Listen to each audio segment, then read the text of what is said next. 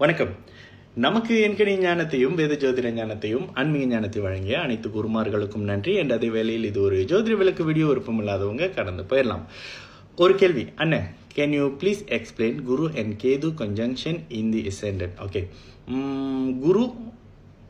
குருவும் கேதுவும் லக்னத்தில் இருந்தால் என்ன பலன் அப்படின்ற மாதிரி ஒரு கேள்வி. ஓகே, முதல்ல பலன் அப்படின்றத சொல்றதை விட அங்கே இருந்தால் என்ன நன்மை அப்படின்றத சொல்கிறேன். ஏன்னா ஒரு பிளானட்டை வச்சுலாம் பலன் சொல்கிறது அப்படின்றது சிரிப்பதற்குரிய ஒரு விஷயம். ஓகேங்களா, அந்த மாதிரி நான் என்றைக்கும் செய்யக்கூடாதுன்றதுல முடிவாக இருக்கேன். சரி, கேது லக்னத்தில் இருக்கிறது, குருவும் கேதுவும் எப்பொழுதுமே குரு லக்னத்தில் இருக்கிறது மிக மிக உன்னத நிலை. குரு லக்னத்தில் திக்பலம் அடைவார். ஈவன் அவர் மகர லக்னத்தில் நீச்ச அமைப்பில் இருக்கிறார் என்றாலும் கூட மகர லக்னத்தில் அமர்ந்த குரு நிச்சயமாக திக்பலம் அப்படி என்கின்ற ஸ்தான பலத்திற்கு நிகரான ஒரு அமைப்பை அமைவார். அங்கே கிடைக்கும் அவருக்கு. திக்பலம் அப்படின்றது ஒரு விஷயம். திக்பலம் திக்பலம் இதெல்லாம் சேர்த்து தான் ஜோதிடம். ஓகேங்களா, சரி, திக்பலம் அப்படின்றால் என்ன அப்படின்னா அவருடைய கிட்டத்தட்ட அவருடைய வீடு மாதிரி ஒரு ஸ்தான பலத்தோட இருப்பார். அவரோட சொந்த வீடு மாதிரியான. சரி, குரு லக்னத்தில் இருக்கிறது என்னங்க சிறப்பு அப்படின்னு ஒரு கேள்வி கேட்டீங்கன்னா, ஒரு சுபராகிய குரு அமரும் பொழுது லக்னத்தில் இயல்பாக அந்த ஜாதகர் நிச்சயமா நல்லவராக இருப்பார். மாற்று கருத்தே இல்லை. தன் மனம் அறிஞ்சு யாரையும் கெடுக்க மாட்டாரு.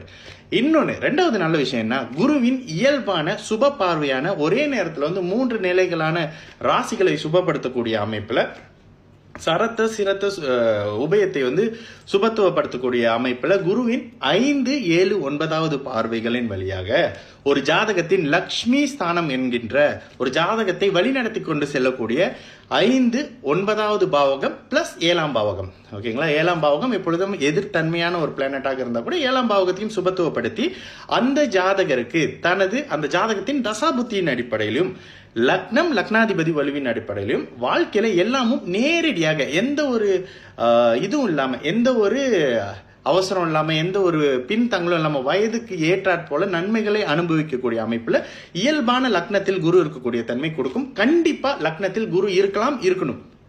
அப்பதான் ஒருவர் நல்லவராகவும் ஆன்மீகத்தை கிரகித்து கொள்ளக்கூடிய அமைப்பாகவும் இருக்கிறது நல்லது. அதுதான் லக்ன சுபத்துவம் அப்படின்னு சொல்றோம். சரி, அடுத்ததாக உங்களுடைய கேள்வி, குருவோட சேர்ந்திருந்தாங்க அப்படின்னா ரொம்ப ரொம்ப ரொம்ப சிறப்பான கேல யோகம். ஓகேங்களா, கேல யோகம்னா என்னது? குரு கேது சேர்வது. கேது யாரு? எங்க இருந்தாலும் இருக்கும் இடத்தை வளர்க்க முயற்சிக்கும் ஒரு கிரகம். ஓகேங்களா, மேஷத்துல இருக்காரா, அந்த மேஷத்தின் தன்மை, அந்த தைரியத்தை அப்படியே விவேகமாக மாற்றி அந்த லக்னக்காரருக்கு கொடுக்கிறது. அடுத்து ரிஷபமா, அந்த ரிஷபத்தன்மையின் அந்த நளினம், அந்த அமைப்பை மிகைப்படுத்தி கொடுக்கக்கூடிய அமைப்பு. மிதுனத்துல இருக்காரா, மிதுனம் அந்த ஞானத்தை வளர்த்தெடுத்து அந்த ஜாதகருக்கு கொடுக்கக்கூடிய தன்மை. கடகத்தில் இருக்காரா, கடகத்தின் தன்மை அந்த தாய்மை குணமாக இருக்கட்டும், அந்த கடகம் சார்ந்த சந்திரனின் நிலையை பொறுத்தது. இது சந்திரனின் நிலையை பொறுத்தது. எல்லா லக்னத்துக்கும்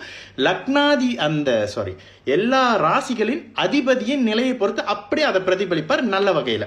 ஓகேங்களா, 12 லக்னங்களுக்கும் அதே மாதிரி பொறுத்திக்கங்க. சரி, லக்னத்தில் குரு கேது இருக்கிறது தப்பா? இல்லவே இல்லை.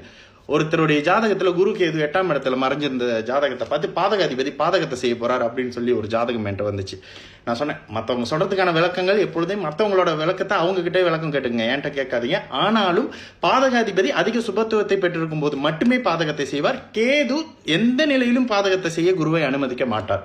கேலயோகம். ஓகேங்களா, குருவின் தன்மையை நல்ல மாதிரி எடுத்து அந்த லக்னத்துக்கு கொடுக்கும். கேலயோகம்னா என்ன? பெரிய அந்த குருவின் பண அமைப்பை வளர்த்து கொடுக்கக்கூடிய தன்மை, குருவின் புத்திர காரக அமைப்பை வளர்த்து எடுக்கக்கூடிய தன்மை. ஓகேங்களா, சரி, இப்ப லக்னத்துக்கு கேட்டுட்டீங்க. அந்த தசை வரும் பொழுதுதான் என்ன ரிஷப துலாம் லக்னமாக இருந்தாலும் கூட நல்ல பலனை நீங்க எதிர்பார்க்கலாம், இருக்கும் இடத்திற்கு ஏற்றாற் போல. லக்னத்துல குரு இருக்கிறது சிறப்புங்க. ரிஷப துலாம் லக்னமா இருந்தாலும் தசை நடத்தும் பொழுது காரக நன்மைகளையும் ஆதிபத்திய கெடுதல்களையும் செய்வார். ஆதிபத்தியம் என்னது? அந்த லக்னத்துக்கு 6, 8ஆம் அதிபதியா வருவார். ஒரு மாதிரியான கடன் நிலைகளை கொடுத்து இருக்கும் இடத்திற்கு ஏற்றாற் போல வளர்க்கிறதோ கெடுக்கிறதோ செய்வார். ஆயினும் அவர் சுபர், குரு சுபர். ஓகேங்களா, என்னைக்குமே குருவும் கேதுவும் சேர்ற இடம் கெடாதுங்க.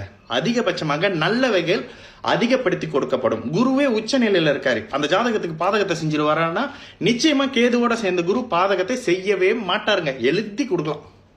ஓகேங்களா, மீறி யாராவது சொல்றாரு அப்படின்னா புதுசா ஜோசியத்தை கட்டிட்டு பாதகாதிபதி, கேந்திராதிபதி, அந்த அதிபதி, இந்த அதிபதினு உங்களை பயம் புடுத்துறாரு அப்படின்னு அர்த்தம். சரிங்களா, இதுதாங்க விஷயம். அப்ப கேதுவும் குருவும் சேர்ந்து லக்னத்துல இருக்காங்க. சரிங்க, சனி பார்வை வந்துருச்சு, ஆன்மீகத்தை கொடுக்கும். குரு சனி கேது தொடர்பு நல்ல ஆன்மீகத்தை கொடுக்கும். இருக்கும் வீட்டுக்கு கேட்டார் போல. கேது கும்பத்துல இருக்காரு, சூப்பர். தனுசு மீனத்துல இருக்காரு, சூப்பரோ சூப்பர்.